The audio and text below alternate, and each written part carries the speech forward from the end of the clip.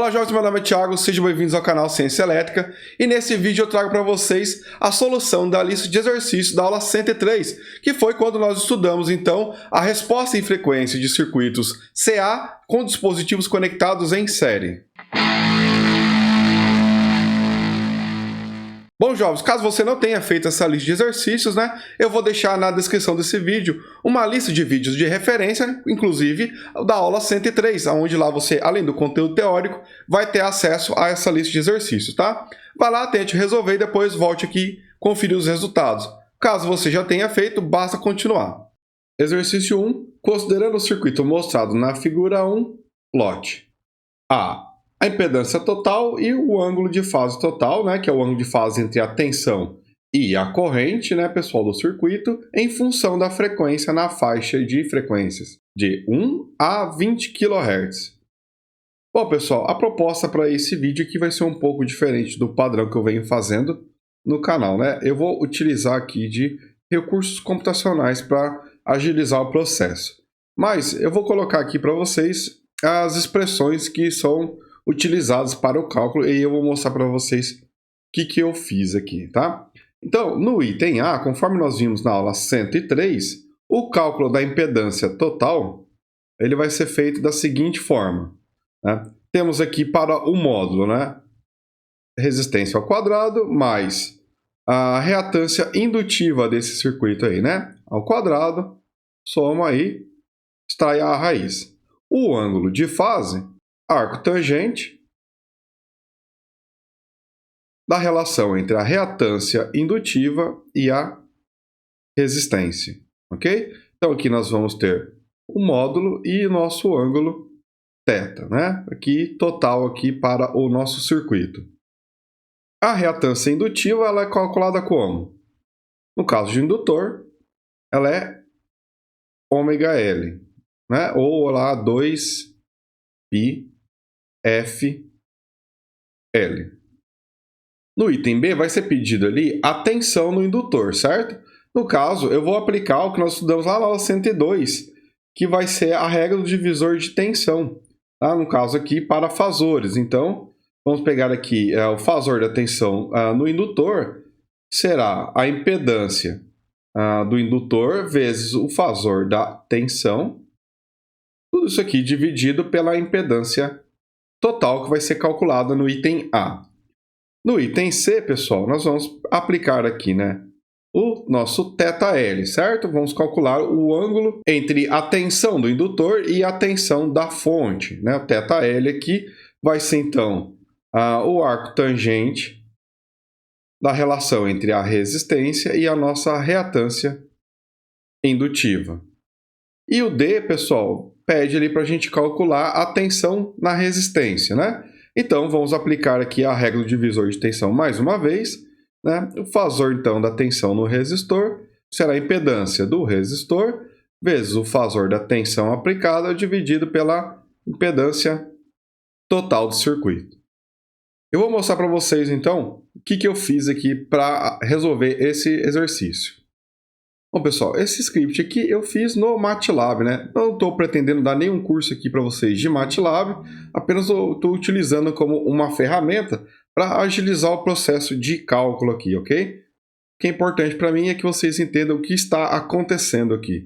Agora, caso vocês tenham o MATLAB aí instalado, tenham a licença para ele e tal, aí vocês podem utilizar o script. Eu vou deixar o link dos scripts utilizados tanto para o exercício 1, depois para o 2 e para o 3, eu vou deixar para download lá no site, tá, pessoal? Eu vou deixar o link na descrição do vídeo. E aí você pode fazer o download e editar à vontade para suas aplicações, tá? Então, basicamente, o que eu fiz aqui, pessoal? Esse aqui é para o exercício 1. A primeira coisa que eu estou fazendo aqui é simplesmente limpando a memória que possa ter aqui no MATLAB, Então, eu estou limpando a tela Command Window aqui também, aqui essa janela aqui de baixo, com o CLC, e fechando possíveis janelas que tenham aberto aqui. Conforme vocês vão vendo, eu vou executar esse script aqui, ele vai abrir os gráficos, vai plotar os gráficos, e aí eu vou depois precisar de fechar eles para executar os outros exercícios, e ele já faz automaticamente aqui, tá? Então, Eu deixei aí todas as linhas que são relevantes aqui comentadas para vocês entenderem o que está sendo feito de acordo com o que nós colocamos com equações agora há pouco, né? Então, ó, temos o fasor da tensão aqui, no caso do primeiro exercício, né, 50 volts. Aqui ele usa o I aqui como indicativo, que é o termo imaginário, né? Então tem ali 0I. A resistência, 2000.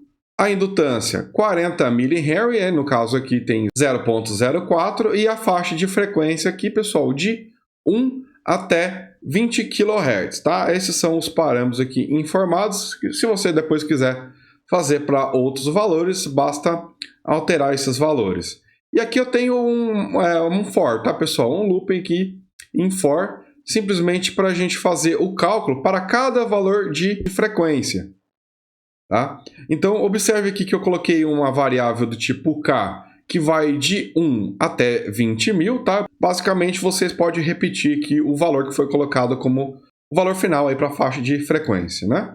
Então, olha só a sequência de cálculo que ele vai fazer. Ó. Primeira coisa que vai ser feita aqui, ó, o cálculo da nossa reatância indutiva, tá? Então, ele vai fazer um cálculo para a reatância indutiva, ó, 2π F. Bom, o F vai depender ali do valor de K. Por exemplo, quando K vale 1, ele vai pegar o primeiro valor da faixa de valores para a frequência, que no caso será aqui 1 Hz, né?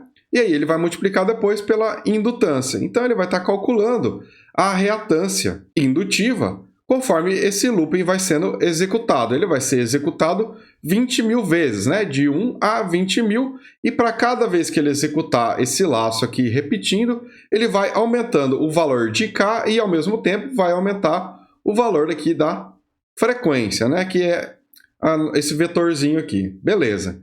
Então ele vai calcular a reatância indutiva. Ao mesmo tempo que com esse valor da reatância indutiva, ele vai passar aqui para o cálculo da impedância total aqui, no caso, o valor do módulo, né?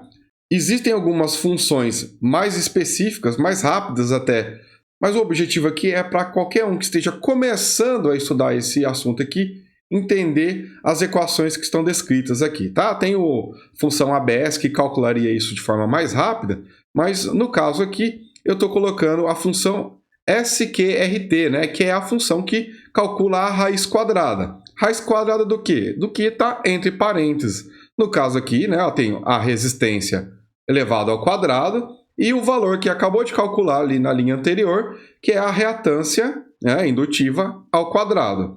Então aqui vai calcular o módulo, né, da impedância total. Na linha de baixo ele vai calcular o que, pessoal? O ângulo θ, né? O ângulo θ, nós temos aqui, ó, o Atan. Essa função é o arco tangente, tá? No caso ali não vai ser tan elevado a menos 1, conforme vocês viram na equação. Aqui é Atan, arco tangente. Do que? Do que está entre parênteses, que nesse caso ali é a reatância indutiva dividido pela resistência, né? Ó, a reatância indutiva ela depende de K, que é a interação atual. E depois, pessoal, o resultado aqui, ele vai dar o ângulo em radianos. Então, eu estou multiplicando aqui por 180 dividido por π, simplesmente para converter o valor calculado ali em graus, tá? Regra de 3 básica. Então, o arco tangente aqui vai resultar para a gente um ângulo em radianos. Então, multiplico por 180, divido por π, para deixar o ângulo aqui em graus, tá? Para vocês conseguirem ver certinho aí. Beleza. Aqui, então, ele vai calcular toda a parte ali de impedância, reatância, né, impedância e o ângulo de defasagem total ali.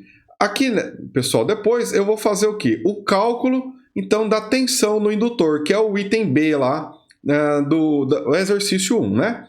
Ele vai pegar aqui, então, aplicar a regra do divisor de tensão de forma fasorial também. Então, para cada valor aqui da tensão no indutor, nós vamos ter o que? O produto da reatância indutiva, certo? XL ali, vezes I. Por quê, pessoal? Aqui eu preciso deixar uma coisa mais clara para vocês. O MATLAB aqui, pessoal, ele vai fazer todos os cálculos no formato retangular, tá? Ele não precisa que o produto seja feito da forma polar, ele vai fazer isso de forma retangular. E lembre-se, pessoal, que XL, pessoal, que é a reatância indutiva, no formato retangular, ele está como um termo imaginário lá na impedância, né? Então, eu estou multiplicando por I, tá? Quando eu multiplico por I, é que eu estou atribuindo no valor numérico ali, tornando ele um valor imaginário, tudo bem? Quando eu declarei aqui, na linha 3 aqui do código, pessoal, observe que para a tensão, eu consegui aqui já declarar o zero como imaginário, 0i ali, tá? Mas no caso, eu estou atribuindo depois do valor, ele se tornando imaginário. Por isso que eu tenho que colocar esse asterisco aí que representa produto aqui no caso. Tá? Mas é simplesmente eu tornando XL um número imaginário. E esse valor eu estou, então, multiplicando por E. E, sim, é um fasor já no formato retangular, que é a nossa tensão lá, 50 mais 0i. Tá? Então, eu estou fazendo o produto do fasor da tensão com a reatância indutiva, correto? O resultado eu estou dividindo pela impedância total. Observe aqui ó, que eu construí a impedância total, conforme nós vimos, né, no formato retangular. Ela é formada por uma resistência, que é a parte real, e a parte imaginária mais JXL, né, que é a nossa reatância indutiva, mais uma vez, tornando ela aqui imaginária, por isso tenho aqui vezes I. Tá? Espero que vocês tenham entendido bem aí algumas formalidades aqui do MATLAB. Espero que vocês tenham entendido aqui, pessoal, então, que eu tenho aqui o fasor da tensão no indutor. Mas o que vai me interessar para plotar lá no gráfico, pessoal, depois é o módulo dessa tensão. Para isso, ó, nessa linha de baixo, eu usei aqui o ABS.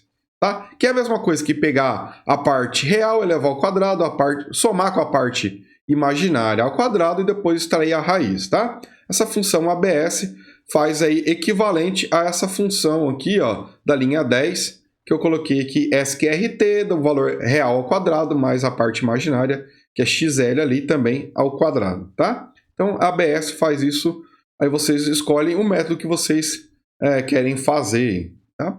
Então, eu tenho aqui agora a tensão no indutor, né, o módulo, por isso que eu chamei aqui né, de VL underline mod, que é o módulo, e depois eu tenho aqui o θL, né, que é o ângulo de fase entre a tensão no indutor e a tensão da fonte. Para isso eu tenho aqui arco tangente, né, da parte real da resistência dividido pela reatância indutiva e mais uma vez aqui convertendo de radianos para graus. Ok? Depois eu faço o mesmo procedimento agora para a tensão no resistor, tá? Aplicação da regra do divisor de tensão. A única coisa que mudou aqui entre a linha 13 e a linha 15, pessoal, é a resistência, tá? Tem um errinho aqui, pessoal. Esse R aqui, ele é só real, certo? Então, eu não tenho parte imaginária. Tirei aqui o vezes I, tá? O código que vai para vocês já vai ter isso corrigido.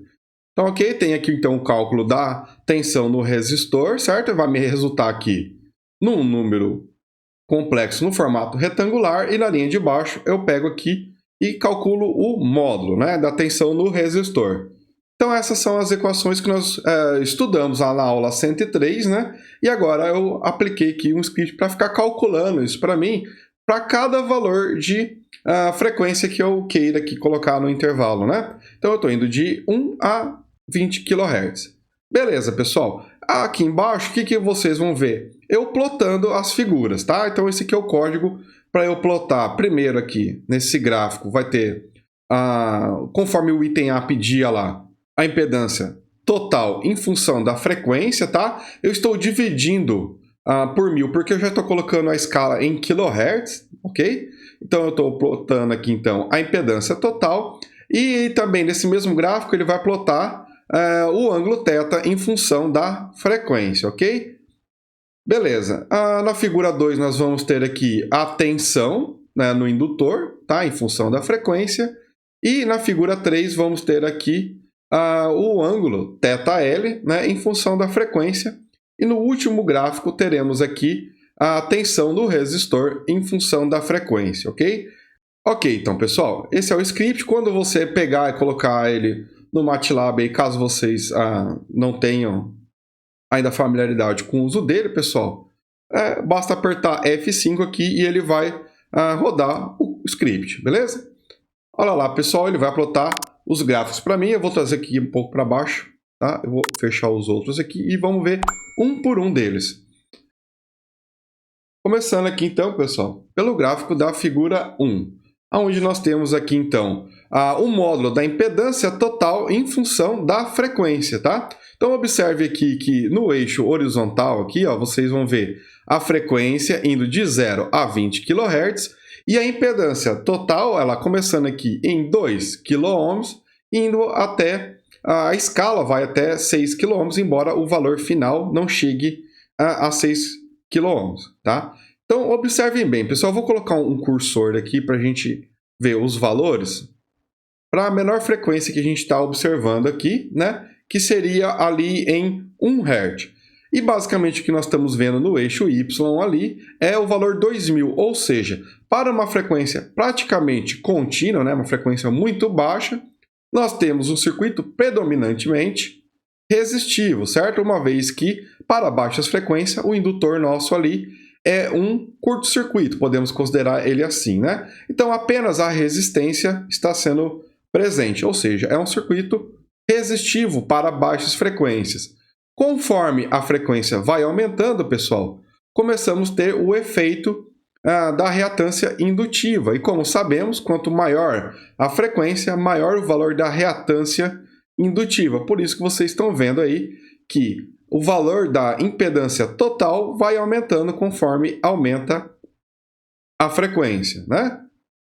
Lá no final, quando eu estou lá perto de 20 kHz, olha lá, para 20 kHz eu tenho uma impedância total de 5,4 kΩ, tá, pessoal? Então, o que aconteceu? A gente está com um circuito mais indutivo quando a gente tem aí altas frequências, porque a reatância indutiva se faz mais presente aqui, né? Mais pronunciada aí. Se agora a gente observa o comportamento do ângulo de fase aqui, pessoal, total, no gráfico de baixo, olha só, para baixas frequências, o meu ângulo de fase aqui é praticamente zero, né? Isso porque o meu circuito está ali predominantemente resistivo. E conforme eu vou aumentando a frequência, né, pessoal, a reatância indutiva vai tendo seu efeito intensificado, e aí vamos ter o ângulo de fase aí cada vez maior, quando lá em 20 kHz é capaz de chegar ali então a 68,3 graus, tá, pessoal? Então aí já está convertido em graus conforme vocês viram no script. Então aqui vocês conseguem ver bem certinho o comportamento tanto do ângulo de fase total, né, desse circuito, bem como da impedância. Esse é o resultado esperado ali para o exercício 1 do item A, né?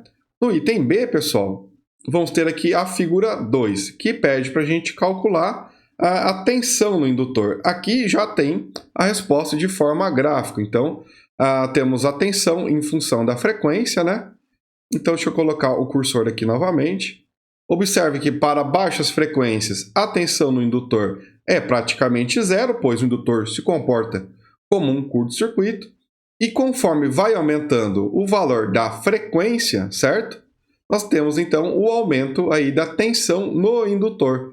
Lembre-se que nós estamos aplicando uma tensão de 50 volts. Esse é o valor do módulo do fasor da tensão, certo? E observe que nós vamos tendendo a chegar num valor aproximado ali conforme vai aumentando a frequência, certo?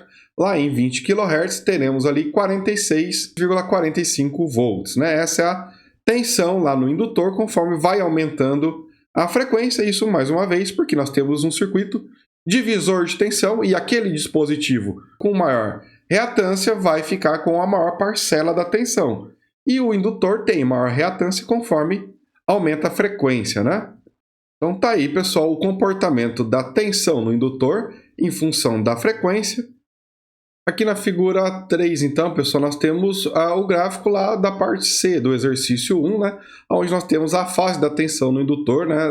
Em relação à fase lá da tensão da fonte, que está na origem, né? Em função aqui da frequência, né? Então, estamos começando lá com 90 graus, quando a nossa frequência é praticamente zero ali, e essa fase aqui vai reduzindo conforme a gente vai aumentando a frequência. O que está acontecendo aqui, então, pessoal? A nossa fase está tendendo a zero, certo? Porque conforme vai aumentando a frequência, a nossa reatância indutiva vai aumentando, então a tensão da fonte vai ficando quase que aplicada totalmente ali no indutor, certo? Isso se essa frequência continuasse aumentando ali de valor. Então, a fase da tensão no indutor tende a ficar igual à da fonte, que é zero, e quem vai estar atrasado será a corrente, né? A corrente lá vai estar atrasado 90 graus em relação à tensão no indutor, certo?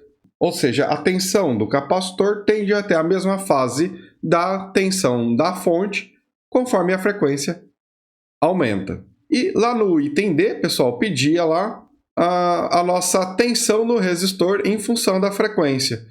Bom, de forma diferente do que acontece com o indutor, né? Conforme aumenta a frequência, pessoal, nós temos aí a tensão no resistor cada vez menor, né? Para 1 Hz, pessoal, né, praticamente tensão contínua, nós temos toda a tensão da fonte aplicada no resistor, pois o indutor está se comportando como um curto-circuito. Conforme vai aumentando a frequência, a reatância do indutor aumenta, então a tensão no indutor começa a aumentar, certo? E reduzir, então, a tensão na resistência, certo?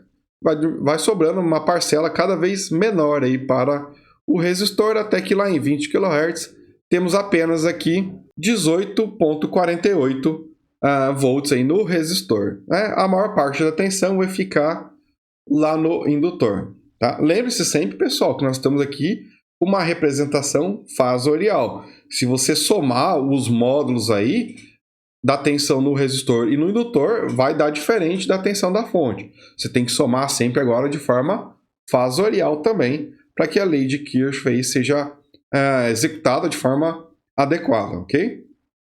Bom, pessoal, aproveitar e explicar nesse aqui, vai valer para os outros lá também, tá, pessoal? Observe que eu coloquei algumas frequências específicas aqui, pessoal, para obter os valores que são plotados lá, tá? Então, por exemplo, vamos supor que você queira apenas o valor da impedância total aqui para 6 kHz, tá? Eu coloquei aqui, então, vai ser ali no ponto 6.000. Você marca essa linha aqui, pessoal, e aperta F9. E o valor aqui no comando Windows aqui, pessoal, vai atualizar, né? Vai te dar a resposta para a impedância nesse ponto. Mas, lógico, você tem que executar o código inteiro aqui para ele calcular antes, tá? A partir disso, pessoal, qualquer valor que você quiser aqui mostrar, por exemplo, eu quero, então, a impedância total aqui em 6 kHz, marcou, aperta F9 e você vai ter aqui, ó, pessoal, embaixo, o código executado, né? A impedância total em 6 kHz é esse valor aqui, tá? Observe ali que ele está colocando o número já na base 10, né? Então, nós temos 2,5 kΩ, ok?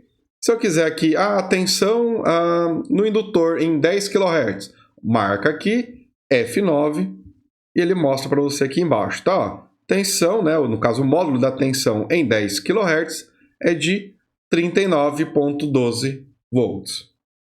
Ok? Tem vários valores aqui, pessoal. Você pode conferir caso você esteja fazendo o exercício manualmente, conferindo os resultados. Exercício 2, considerando o circuito mostrado na figura 2, plote a impedância total e o ângulo de fase total em função da frequência na faixa de frequência de 100 Hz até 10 kHz. Bom, pessoal, a metodologia aqui vai ser a mesma, tá? Apenas vou colocar aqui as expressões usadas, tá? Que nós estudamos na aula 103. Então, mais uma vez aqui, pessoal, para a impedância total, né? Nós temos a resistência menos JXC, né? A reatância capacitiva. E para o módulo da impedância total, vamos fazer ali o valor da resistência ao quadrado mais da reatância capacitiva ao quadrado. Soma e extrai a raiz. E para o ângulo de fase, menos o arco tangente da reatância capacitiva, né, pela resistência. Né? Então, teremos aqui o módulo e o nosso ângulo θ. Para o item B ali, pessoal, onde é pedido o cálculo da tensão no capacitor, né? Então vai ser aqui de forma fasorial. Então, fasor da tensão no capacitor, regra do divisor de tensão, impedância do capacitor vezes o fasor da tensão aplicada sobre a impedância total calculada ali no item A, né? Observe que a nossa tensão aqui ó, tem 28,284 volts de amplitude. Então, para aproveitar aqui, coisa que eu vou usar lá no código depois, pessoal, o fasor, né, para a nossa tensão, ela será aqui, né, cálculo do módulo, 28,284, que é a amplitude, né, dividido por raiz de 2, para obter o valor eficaz. O ângulo de fase será 0 grau, pois não temos aqui nenhuma indicação de alteração de fase. Então, a tensão, pessoal, né, o fasor da tensão, terá um módulo de 20 volts, correto? Com um ângulo de fase ali, 0 grau. No item C, vai pedir ali o nosso θc, né, que é o ângulo de fase entre a tensão do capacitor e a tensão da fonte. Nesse caso, vamos ter aqui o nosso θc como sendo menos o arco tangente da resistência pela reatância capacitiva. E no item D, nós vamos aplicar aqui novamente a regra do divisor de tensão para o cálculo agora do fasor da tensão aí, né? Então, a impedância da resistência vezes a tensão, né, o fasor da tensão, dividido aí pela impedância total. Essas são as equações básicas que vocês verão lá no script. Bom, pessoal, aqui então nós temos o script para o exercício 2, tá? Tudo que foi discutido lá para o exercício 1 está valendo aqui, tá? Caso você tenha pulado direto aqui para o exercício 2, eu aconselho vocês ver aqui a solução do exercício 1 primeiro, para ver a explicação do que está acontecendo aqui no script, tá? Para não ficar muito repetitivo o vídeo e longo demais. Então, os valores estão aqui, tá? O valor da tensão, né? Calculamos lá anteriormente. Temos aqui a tensão com valor eficaz de 20 volts e a parte imaginária igual a zero, resistência de 200 ohms, o valor para capacitância e a nossa faixa de interesse aqui para a frequência está indo aqui de 100 Hz até 10 kHz, tá? Bom, as equações aqui são aquelas já descritas, né, pessoal? Primeiro vou calcular a reatância capacitiva para o cálculo da impedância total, né? Calculando aqui, então, o valor do módulo e na linha 11 aqui temos o cálculo ali do nosso ângulo θ. A diferença que tem ali do exercício 1 é que tem esse sinal negativo aqui, porque nós temos, como é um capacitor, né, pessoal? Nós temos o ângulo θ aqui negativo. Para a tensão no capacitor, pessoal, outra diferença que nós vamos ter aqui, na regra do divisor de tensão, na linha 12 do código, pessoal, nós temos o menos XC, tá? Esse menos aqui é porque nós temos um número imaginário, lembra que vezes I é para atribuir a reatância capacitiva como imaginário, e lá nós temos menos J, certo? Aqui no MATLAB é usado o I para número imaginário, e como a reatância capacitiva ali é um número imaginário negativo, esse menos foi adicionado aqui, assim como na representação da impedância total. Olha lá, pessoal. Nós temos aqui a resistência menos o nosso XCI, ou o nosso menos J XC, lá, que nós acostumamos a escrever lá no exercício, né? Então, observe essa diferença quando for estudar a diferença aqui entre o exercício 1 e 2. Tem que tomar cuidado, tá? Na linha 3, nós vamos calcular o módulo da tensão no capacitor, de forma similar ao que foi feito para a tensão no indutor no exercício 1. Aqui no θc, né, que é o ângulo de fase entre a tensão do capacitor e a tensão da fonte. O que mudou aqui que, além de ser agora XC e não mais XL, né, pessoal, tem o negativo aqui, né? O ângulo aqui é negativo, não se esqueça. Conversão aqui de radianos para graus. E nossa tensão no resistor foi feito conforme o exercício 1 nós já vimos, tá? Aplicação da regra do divisor de tensão também, ok? Então eu vou rodar aqui o código, tá? E vamos botar os gráficos para a gente analisar.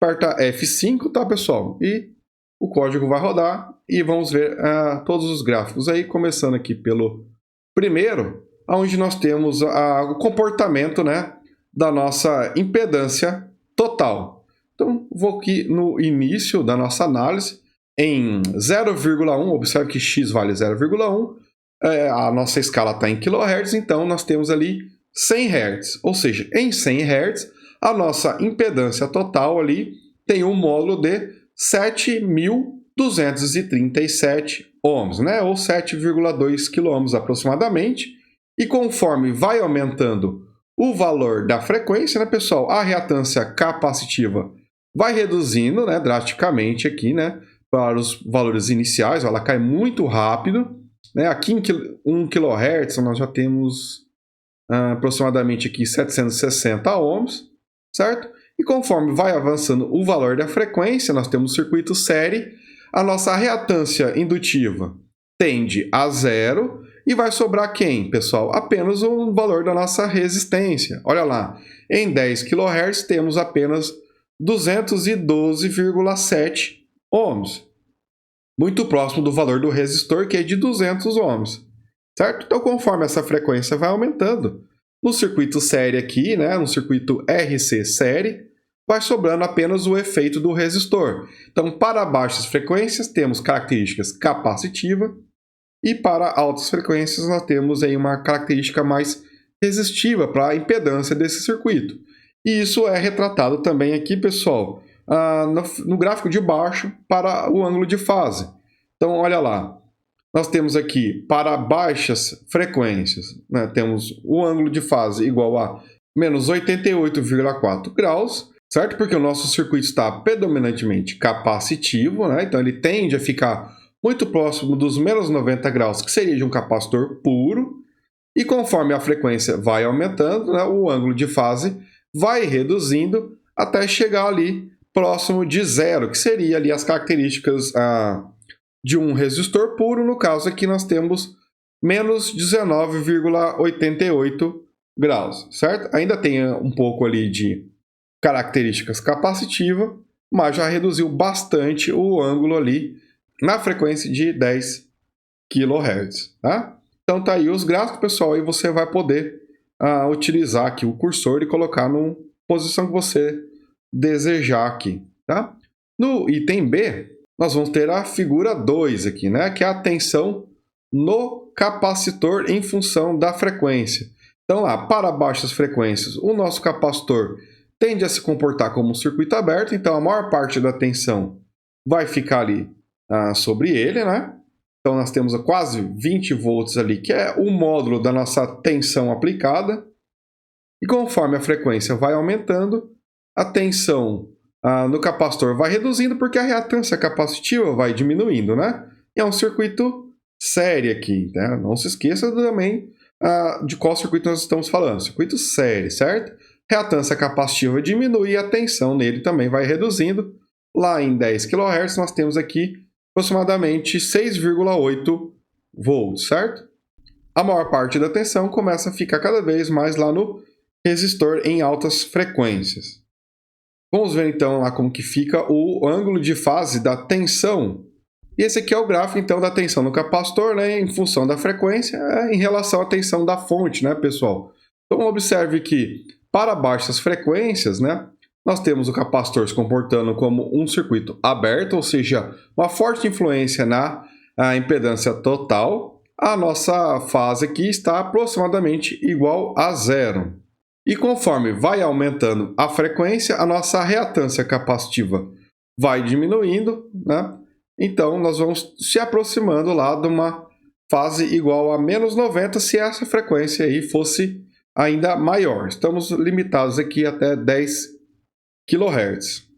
E por último, pessoal, nós temos o nosso gráfico que representa, então, a tensão no resistor em função da frequência. Então, como aqui em baixas frequências o nosso capacitor se comporta como um circuito aberto, né? Praticamente toda a tensão está lá no capacitor, pouca tensão aqui no resistor. Conforme a frequência vai aumentando, a reatância capacitiva vai reduzindo e então o circuito vai ficando cada vez mais resistivo, ou seja, a tensão vai ficando cada vez mais no dispositivo resistor aqui, até que nas frequências mais altas, né, vamos supor aqui no infinito Hertz ali, teremos toda a tensão aplicada no resistor, porque o capacitor vai se comportar como um curto-circuito. Então, essa é a dinâmica da tensão no resistor aí, em função da frequência do sinal aplicado.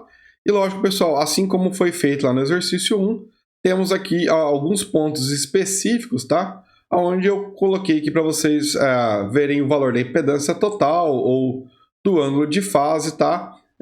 Em função da frequência, tá? Eu deixei já indicado aqui qual frequência que está sendo avaliada, e caso você não tenha um bom domínio aí de programação aqui ou uso do MATLAB, ok? Só para reforçar, né, esse código vai estar disponível, vai ter um link na descrição para você ter acesso a esses códigos aqui. Exercício 3, considerando o circuito RLC em série na figura 3, plote a impedância total e o ângulo de fase total em função da frequência na faixa de frequência de 1 kHz até 30 kHz. Bom, o procedimento é o mesmo, entretanto, para o cálculo da impedância total, pessoal, vamos fazer aqui a parte real, né, que é a resistência, mais uma parte imaginária, que será o nosso JXL, reatância indutiva, menos nosso JXC, que é o elemento capacitivo, ok? Então, a impedância total, como que ela vai ser calculada depois lá, né? Mas, agora, pessoal, lembre-se que as reatâncias aqui, elas estão opostas lá no diagrama de impedâncias, né? Então, nós vamos fazer aqui XL, que é positivo, menos o nosso XC, que é negativo, correto? O resultado dessas duas aqui ao quadrado. E aí a gente depois aplica a raiz. E para o ângulo de fase, nós vamos ter aqui o arco tangente ali, pessoal. Temos aqui, então, a reatância indutiva menos a reatância capacitiva, dividido pelo valor da resistência. Então, assim, nós temos o módulo e o ângulo de fase aqui, o ângulo θ. Tá? No item B, é pedido para que a gente calcule ali a tensão no capacitor, né? No capacitor apenas, então, VC será ali, aplicando a regra do divisor de tensão, a impedância do capacitor vezes o fasor da tensão aplicada, dividido ali pela impedância total. E no item C é pedido a corrente. Para isso, vamos aplicar a lei de Ohm, só que de forma fasorial, né? Tensão aplicada dividida ali pela impedância total, ok? Vamos lá, então, para o script do MATLAB. Aí, pessoal, nós temos, então, o script para a solução do exercício da aula 3, né? Na aula 103. Observe que nós temos 240 volts, certo? A parte imaginária é zerada.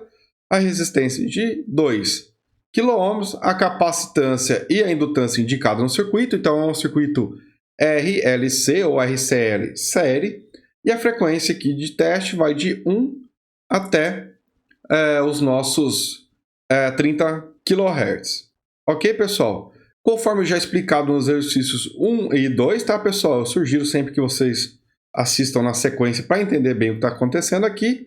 O cálculo da nossa reatância capacitiva, que nós vimos no exercício 2, da indutiva, conforme vimos no exercício 1. A impedância total agora tem uma alteração, pessoal, porque a parte real aqui está ao quadrado, normal, mas a parte imaginária, olha, estou somando e elevando ao quadrado, mas o quê? Reatância do indutor menos a reatância do capacitor, então é o valor total da parte imaginária que eu vou colocar ali.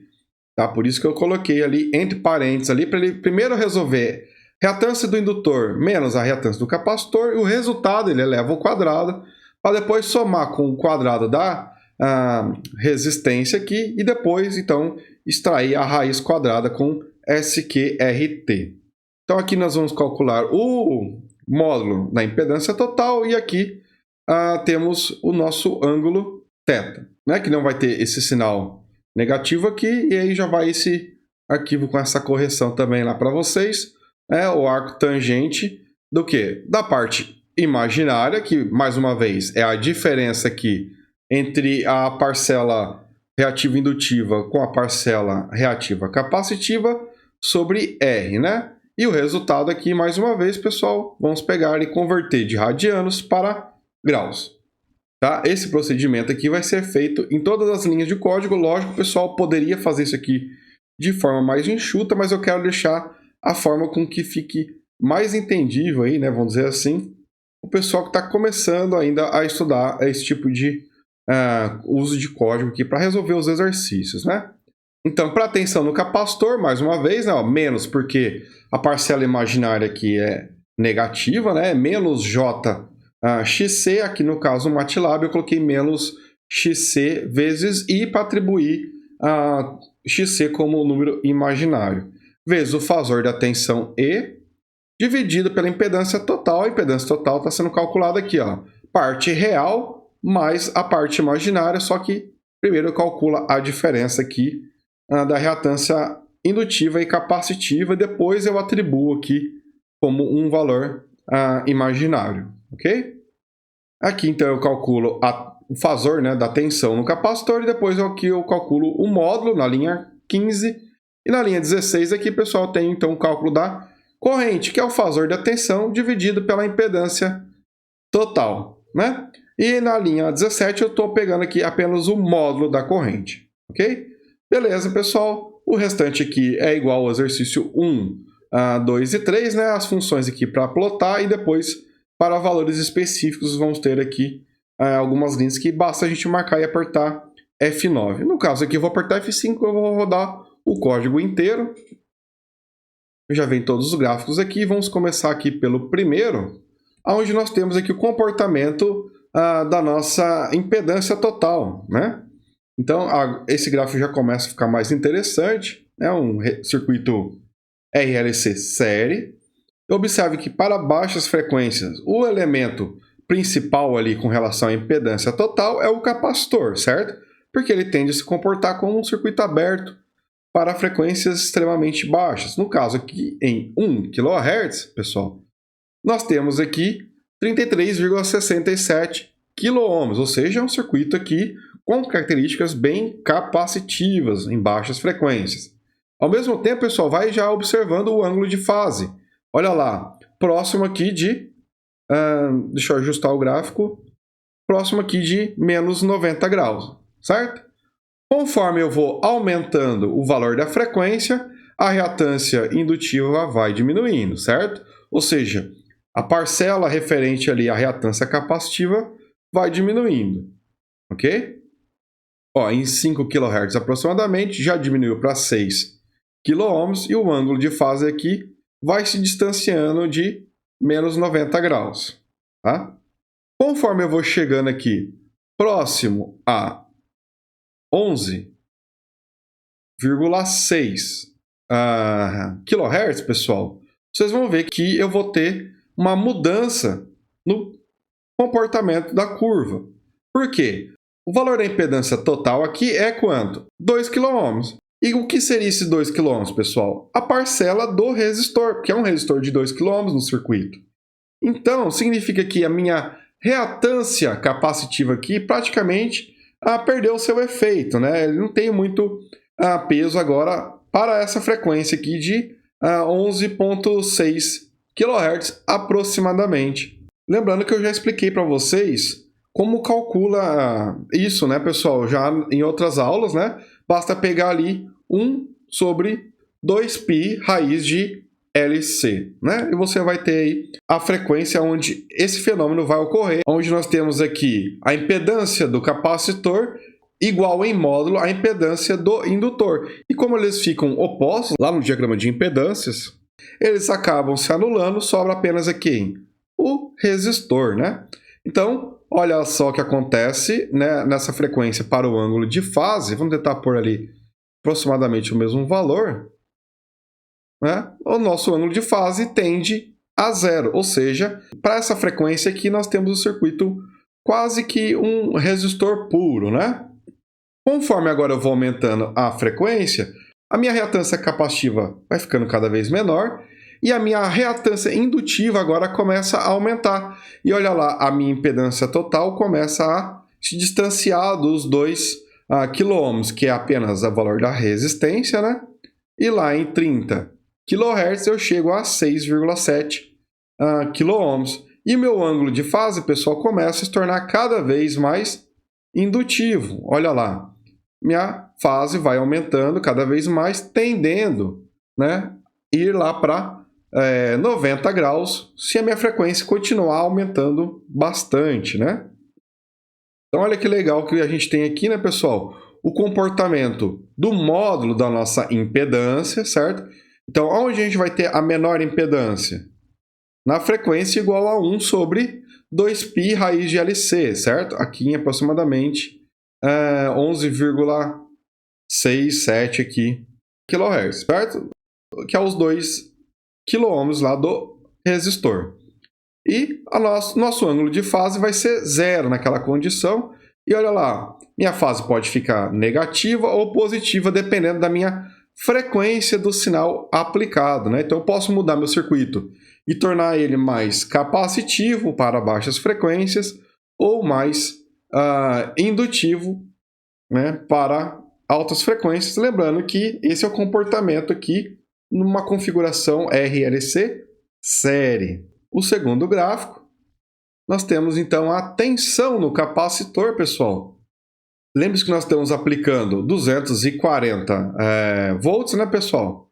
Então, olha só, para 1 kHz nós temos aproximadamente 240 volts ali, né? No caso, está dando 241 porque eu não estou na frequência de 1 kHz. E a nossa tensão aqui, pessoal, ela vai aumentando, certo? Conforme vai aumentando a frequência, até que chega um ponto onde ela vai mudar o perfil aqui, né?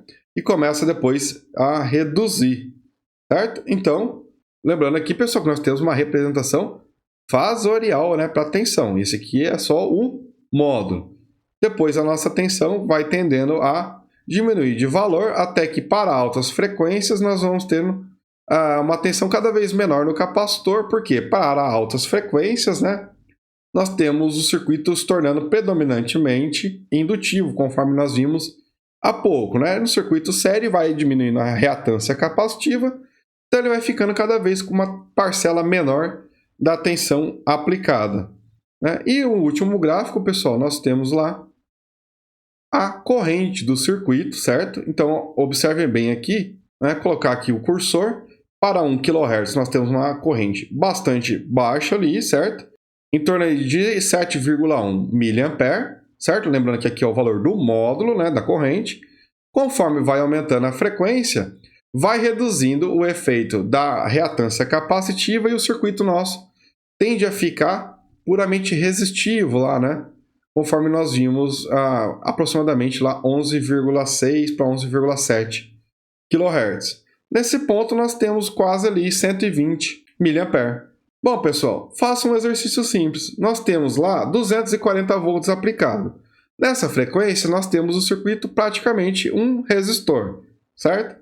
O resistor de 2 kΩ. Então, 240 volts dividido por 2 kΩ, temos aí 120 mA. É o que está acontecendo aí, a aplicação da lei de Ohm, né? Só que aqui o circuito está puramente resistivo nessa frequência, né? Conforme vão aumentando a frequência, o nosso circuito começa a ficar mais indutivo, né? Tem a reatância indutiva aumentando, então vai reduzindo a nossa corrente porque a impedância total vai aumentando. Eu vou fazer o seguinte, eu vou colocar dois gráficos aqui, ó. Eu vou deixar o da corrente e vou colocar ao lado dele. Eu vou ter que rodar de novo o código, mas é rapidinho. Ó, a corrente e temos aqui a nossa impedância. Olha que legal ver esses gráficos ao mesmo tempo, pessoal. Conforme vocês viram, ó, a nossa impedância vai diminuindo e cai para o menor valor lá em torno de 11,6 para 11,7 kHz. Tá lá, 2.000 ohms, né? Ou 2 kΩ. E é nessa frequência onde nós temos lá a maior corrente, certo? Então, nós temos aqui a curva da impedância, ela vai reduzindo conforme vai aumentando a frequência, até que ela começa a aumentar de novo. E a lei de Ohm funcionando aqui, né, pessoal? Olha lá, a impedância vai diminuindo, a nossa corrente vai aumentando, até um valor máximo, né? Limitado apenas pelo resistor. Depois, a nossa impedância total começa a aumentar de novo, então a nossa corrente vai reduzindo novamente. Olá, jovens, eu espero que vocês tenham acertado aí todos os exercícios, né? Verifique a sua inscrição no canal caso não seja inscrito ainda e deixe seu like aí também, caso tenha gostado desse vídeo, né? Fique à vontade para deixar alguma crítica, dúvida ou sugestão. Forte abraço e até a próxima aula.